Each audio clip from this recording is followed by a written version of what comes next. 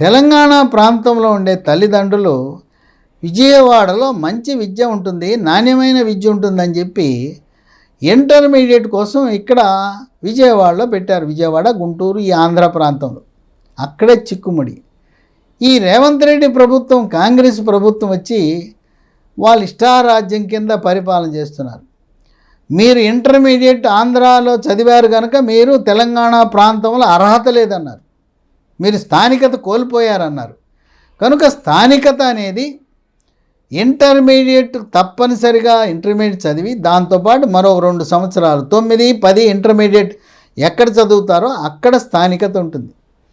ఈ తెలంగాణ స్థానికత గురించి మేము తెలంగాణ వాసులము, మా తల్లిదండ్రులు ఇక్కడ ఉన్నారు, చదువు కోసం విజయవాడ వెళ్ళాం, అందువలన మమ్మల్ని అర్హత కోల్పోయేలా చేసిందని చెప్పి తెలంగాణ హైకోర్టుకి వెళ్తే తెలంగాణ హైకోర్టు వాళ్ళకి మధ్యంతర ఉత్తర్వులు ఇచ్చి ఎవరెవరైతే కోర్టుకు వెళ్ళారో వాళ్ళని తెలంగాణ స్థానికత ఇవ్వమని ఆదేశాలు ఇవ్వటం జరిగింది.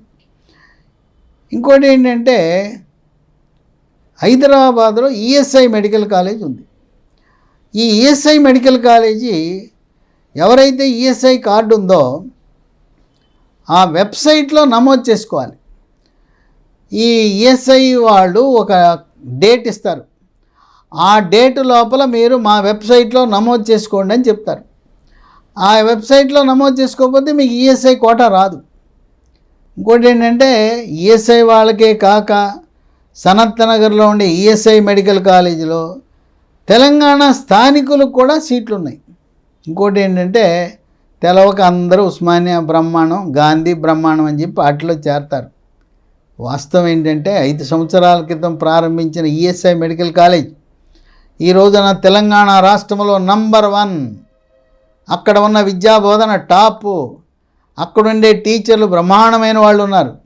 ఉస్మానియా గాంధీ మెడికల్ కాలేజీలో ఉండే టీచర్లు ప్రాక్టీస్ చేసుకుంటారు, సాయంత్రం వెళ్ళిపోయి దుకాణం తెరిచి ఎక్కడో క్లినిక్లో కూర్చుంటారు, ప్రైవేట్ ప్రాక్టీస్ చేసుకుంటారు. ఈఎస్ఐ మెడికల్ కాలేజీలో ఉండే వారికి ప్రాక్టీస్ లేదు, ఫుల్ టైం టీచింగే. అందువల్ల చక్కగా ఉంది ఈ రోజున. కనుక ఈఎస్ఐ మెడికల్ కాలేజీని మరవద్దు.